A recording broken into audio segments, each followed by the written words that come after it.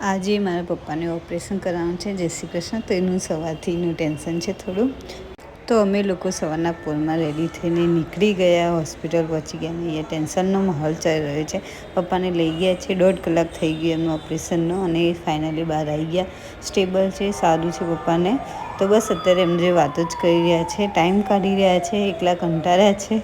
રૂમમાં બેસીને કોઈ દિવસ એટલે આવીને બેસી નહીં રહેતા, અને આવો ટાઈમ આવી ગયો છે તો કંટાળ્યા છે.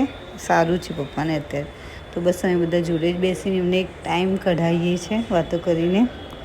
એન્ડ મારા પપ્પા અમારા જેમ ફૂલ ડ્રામેવાળા છે. તો જેવું અમે વિડીયો ચાલુ કર્યું તો એ ખાલી રડી રહ્યા છે. એમને કંઈ જ નથી થતું, પણ ખાલી કરી રહ્યા છે. અત્યારે તો અહીં બધા સાથે છે તો ટાઈમ નીકળી જાય છે. અને સાચું કહું, માં પણ સારું છે તો કોઈ ટેન્શન લેવાની જરૂર નથી. આજે ઓપરેશન થઈ ગયું છે, 2-3 દિવસમાં ઘરે જવાનું જ છે. બસ ખાલી મમ્મીને એમના જોડેથી જવા નહીં દેતા. બસ એમનું મમ્મી 24 કલાક જોઈએ, બીજા બધા ના હોય તો ચાલે, પણ મમ્મી જોઈએ. અને બસ ભૂમિ આવી હતી તો એની રીલ બતાવે છે. તે અમે અમારું આખું ટોળું તમે જોઈ શકો છો. આખું ટોળું રાતે અમે 11-12 વાગ્યા સુધી અહીંયા જઈએ છીએ. છોકરા પણ સૂઈ ગયા. કાલથી છોકરાઓ નથી લાવવાના, એટલે આ છેલ્લો દિવસ છે છોકરાઓનો અહીંયા. બસ આમ જ આખા દિવસ આવી રીતે નીકળી જાય છે. અને ઘરે રિટર્ન જતો આરવને લાગી હતી ભૂખ, તો એને સેન્ડવિચ ખવડાવી દીધું ને ઘરે પહોંચી ગયા.